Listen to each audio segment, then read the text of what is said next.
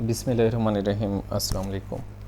आज हम next test number 1 जो न्यू टेस्ट सिस्टम का शेड्यूल आपको दिया अपलोड किया आपने डाउनलोड किया होगा इस उसका हम फर्स्ट टेस्ट हो चुका था, उसकी आज हम डिस्कशन करेंगे। तो इसमें फ़र्स्ट एमसीक्यूज़ देखते हैं। ये टॉपिक्स ये लिखे हुए हैं, इन टॉपिक्स में से था। तो इनमें फर्स्ट जो एमसीक्यूज़ है वो है if a is acceleration, v is velocity, x is position and t is time, then which equation is not dimensionally correct. तो ये जो सी ऑप्शन है ये डायमेंशनली करेक्ट नहीं है, क्योंकि जब हम इसको सोल्व करेंगे तो इसका जो यूनिट है वो राइट और लेफ़्ट हैंड साइड का इक्वल नहीं आएगा, यानी ये डिफरेंट आएंगे। ठीक है, तो अब देख लेते हैं सेकंड एमसीक्यू। इस cement truck can pour 20 cubic yards of cement per hour. 1 घंटे में वो 20 ट्रक जो है 20 क्यूबिक यार्ड जो है वो सीमेंट पोर करता है, डालता है। Express this in fit cube per minute. Feet cube per minute में इसको रिप्रेजेंट करना है। तो ये कन्वर्जन आपको आनी चाहिए। ये एक मैंने एमसीक्यूज़ का मतलब है, बाकी आप सारी कन्वर्जन को आप देख लें। ठीक है, तो क्यूबिक यार्ड जो होता है वो 27 क्यूबिक मीटर स्क्वायर के इक्वल होता है। ठीक है, तो इधर क्या है 20 यार्ड क्यूब पर आ रहा है, तो 20 यार्ड 1 यार्ड है, 27 क्यूब फिट क्यूब है। ठीक है, और 1 आवर 60 मिनट के इक्वल होता है। इसको सॉल्व करें तो ये 9 feet per minute feet cube per minute आ जाएगा। ठीक है, तो ये याद रखना है कि 1 क्यूब यार्ड जो होता है या क्यूब यार्ड जो होता है वो हमारे पास 27 क्यूब फिट के इक्वल होता है।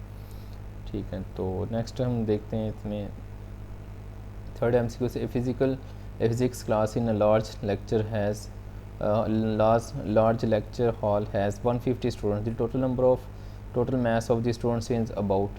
अब ये जो क्वेश्चन है ना इसका आंसर 10 पावर 4 है, और ये जो आंसर हम बताते हैं ना ये एस्टिमेटेड आंसर हम बताते हैं, क्योंकि ये कंप्लीट डाटा नहीं है। तो ये इसका आंसर आ गया 10 पावर 24, और यानी ये 10,000 टोटल मैथ होगा।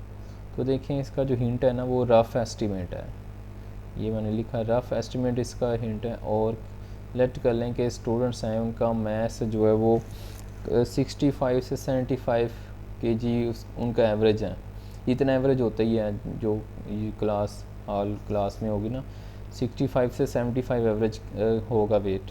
तो मैं लेट कर लेता हूँ, कोई भी वैल्यू ले लें 65 से 75, मैं 75 लेट कर लेता हूँ। 150 से मल्टीप्लाई करें तो ये आ गया, और ये अप्रोक्सीमेटली कितना हो गया 10 पावर 4। आप 60 ले लें, 65 ले लें, 70 ले लें, तो ये अप्रोक्सीमेटली 10 पावर 4 की रेंज में ही आंसर आएगा। ठीक है, तो नेक्स्ट हम देखते हैं 3 हो गया, फोर्थ पे चलते हैं। When SI units are plugged into equation, it is found that the unit balance which of the following can we expect to be true for this equation। ठीक है, तो ये इसका आंसर है कि डिमेंशनली करेक्ट होती है इक्वेशन अगर हम SI यूनिट पुट करें इक्वेशन में। ठीक है, तो SI यूनिट पुट करने से क्या होगा कि हमें पता चलेगा कि जो यूनिट बैलेंस हो रहे हैं, यूनिट बैलेंस राइट साइड और लेफ़्ट साइड हैंड साइड के जो यूनिट इक्वल आ रहे हैं, तो इसका मतलब डिमेंशनली करेक्ट होगी। बाकी आप पढ़ लें, लास्ट देख लें, all constant of proportion correct. 3 में कहता है equation will not be dimensionally correct. ठीक है, बैलेंस होने से डिमेंशनली करेक्ट हो जाता है। 5th पे चलते हैं। The SI standard of time based on, जो होता है ना एस टाइम का बेस वो सीजियम 33 होता है। यहाँ पे सीजियम दिए नहीं हुआ तो नन ऑफ दीज ऑप्शन आ जाएगी। फिर चलते हैं 6 पे। The SI standard of length is based on, जो लेंथ का स्टैंडर्ड है वो किस पे बेस करता है, जो लेंथ का स्टैंडर्ड है वो स्पीड ऑफ लाइट पे बेस करता है। ठीक है, तो इसका देख लें स्पीड ऑफ लाइट। नेक्स्ट हम देखते हैं इसमें which of the following is closest to yard in stick. तो ये 1 मीटर अप्रोक्सीमेटली 1 यार्ड होता है। ठीक है, तो नेक्स्ट हम देख लेते हैं there is no SI base unit for area because an ऐसा यूनिट नहीं होता, क्योंकि ये हमें पता है ये जो क्वांटिटी है ये क्योंकि इसका जो स्केयर मीटर स्केयर से रिप्रेजेंट करते हैं, अब बेस में एक यूनिट आएगा, तो ये मीटर स्केयर है, तो m/m, इसलिए इसका बेस यूनिट नहीं है। उसके बाद हम देख लेते हैं 9 पे, विच of the following about a pound, 1 pound किसके इक्वल है। अगर 1 पाउंड की बात करें तो वो 0.45 kg के इक्वल होता है। तो ये अप्रोक्सीमेटली हमारे पास इसकी जो वैल्यू बनेगी वो ये आ जाएगी 0.5 आ जाएगी। During the short interval of time the speed v in metre per second and, अब इसमें देख लेते हैं 10th। तो 10th में कह रहा है during short interval of time speed v in metre per second of an automobile is given by v is equal to at² plus bt³ which ये पावर आती है 2 पावर है 3 पावर है, way the time t is in second the unit of A and P R respectively. ये जो इसका solution हमें दिया हुआ, इसको सॉल्व करने के लिए हमें जो है ना यहाँ पे देखें आप, ये इक्वेशन है, इसमें ये जो एक साइड है ना प्लस हो रहा है, ये दोनों का सेम होगा, इन दोनों को ऐड कर लें, ये टर्म आ रही है और दूसरी ये टर्म आ रही है, इन दोनों टर्म का जो यूनिट है वो मीटर पर सेकंड होगा, ऐड करेंगे 2 टाइम्स हो जाएगा, और 2 को हम डिमेंशन में नंबर को हम इंक्लूड नहीं करते, तो राइट और लेफ़्ट साइड की डिमेंशन इक्वल होनी चाहिए। टी तो उसने बता दिया टाइम है, सेकंड होगा, तो पावर है तो टी का स्केयर होगा, ठीक है। तो इसमें देखें यहाँ पे ये फार्मूला मैंने लिखा है at², टी का तो होगा उसने खुद बता दिया, सेकंड है तो t², सेकंड की पावर आ जाएगी 2, और a इधर क्या है यहाँ पे इधर सोल्व करने से मीटर पर सेकंड आना चाहिए, तो फिर हम खुद इधर पुट करेंगे मीटर s⁻³ सोल्व करेंगे तो क्या आ जाएगा मीटर पर सेकंड आ जाएगा, ये गलती से पर सेकंड के लिखा गया, यहाँ पे पावर -1 आएगी।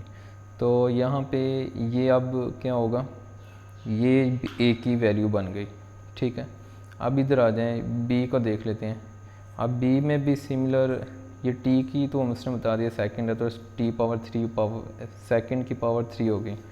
ये जो b आ रहा है इसमें b में देखें तो इस b का जो ये यूनिट बनेगा, इस हमने खुद लिखा मीटर s⁻⁻4, इसको सॉल्व करेंगे तो क्या बनेगा मीटर सेकंड पावर -1, तो इसका मतलब b का फिर क्या यूनिट आएगा इधर मीटर सेकंड पावर -4, ठीक है। ये हम खुद इसको लगाते हैं ताकि सॉल्व करने से मीटर पर सेकंड बन जाए, ठीक है। अब नेक्स्ट देख लेते हैं 11, which pair do not have equal dimension, किसकी डिमेंशन इक्वल नहीं है, तो ये डिमेंशन है फोर्स न्यूटन होती है, इम्पल्स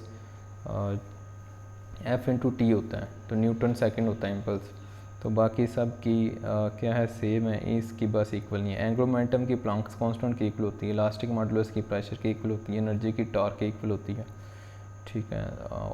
और भी आप देखें इसमें dimension analysis can not be used for, ये बाकी तीनों के लिए होता है, ड्राइविंग रिलेशन के लिए होती है, कन्वर्टिंग ऐसे यूनिट्स के लिए होता है, चेकिंग करेक्टनेस के लिए होता है, लेकिन ये 4th पावर के लिए नहीं होता, ये इसकी लिमिट होती है। उसके बाद 13 पे चलते हैं। 13 में कहता है identify the pair whose dimensions are equal, dimensions equal होंगी तो डिमेंशंस टॉर्क वर्क इक्वल है, स्ट्रेस एनर्जी की इक्वल नहीं होती, stress force per unit area energy joule है, और फोर्स स्ट्रेस इक्वल नहीं होंगी, वर्क फोर्स नहीं है, वर्क जोल होता है, वर्क फोर्स न्यूटन होता है, स्ट्रेस न्यूटन पर मीटर स्क्वायर और फोर्स न्यूटन, तो ये टॉर्क और वर्क की इक्वल आएगी। 14 पे देखते हैं which of the following sets of quantities have the same dimensional formula, कौन सी डिमेंशन फार्मूला सेम रखती है, वर्क एनर्जी टॉर्क, तीनों का यूनिट क्या है, वर्क जोल होता है, जो न्यूटन मीटर होता है, और वर्क एनर्जी जोल होता है, और ये भी न्यूटन मीटर के इक्वल होता है, टॉर्क किसके इक्वल होता है, न्यूटन मीटर के इक्वल होता है, तो ये तीनों का इक्वल है। थर्मल कैपेसिटी जो है एच से लिखते हैं, इसका unit specific heat and entropy, इन तीनों का डिफरेंट होता है, एंट्रोपी का फार्मूला S/T होता है, ठीक है, और S is equal to Q/T होता है, और स्पेसिफिक हीट का फार्मूला CQ/mT से लिखते हैं, ठीक है। और ये जो थर्मल कैपेसिटी है इसको H से लिखते हैं, ठीक है, Q/T से लिखते हैं, फ्लो ऑफ हीट से लिखते हैं। अच्छा, ये अब नेक्स्ट देखते हैं, ऊपर देख लें फ्रिक्वेंसी, एंगुलर फ्रिक्वेंसी और एंगुलर मोमेंटम, इन तीनों का भी सेम नहीं होता। आगे 15 पे देखते हैं, which of the following quantity has not been expressed in proper units.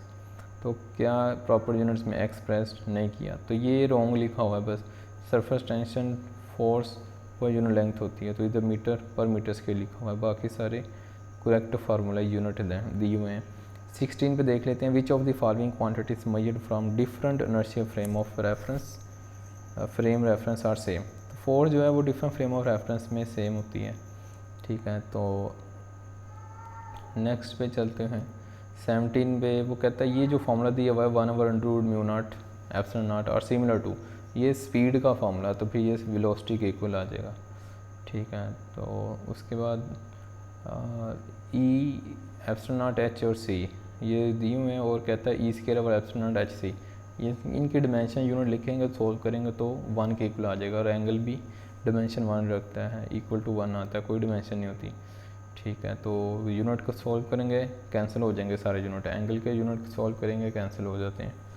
अच्छा, एंगल इसका आंसर आ जाएगा बी। 19 पे देखते हैं, SI unit of Bohr magneton is ampere metre square होता है इसका यूनिट, SI यूनिट, ठीक है। और इसकी वैल्यू जो होती है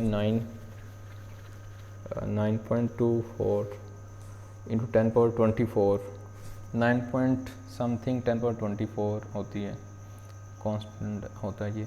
अभी इसमें देखें इक्वेशन दी हुई है, ये जो मिड में आ रहा है ना हाफ रो V² प्लस रो GH, ये दोनों ही किसके इक्वल है, P के और K के। जब दोनों ही सेम क्वांटिटी के इक्वल हैं तो इनकी रेशो लें तो किसके इक्वल आएगा, 1 के, और ये 1 किसके इक्वल होगा, एंगल का। अभी बता के एंगल का किसी एंगल की डिमेंशन भी नहीं होती है, 1 आता है, तो इसी तरह ऊपर वाले का भी 1 आएगा, तो फिर ये C ऑप्शन बेस्ट आ जाएगी, ठीक है। तो ये हमने इसकी डिस्कशन देख ली, तो नेक्स्ट मिलते हैं, इजाज़त दें, अल्लाह हाफिज़।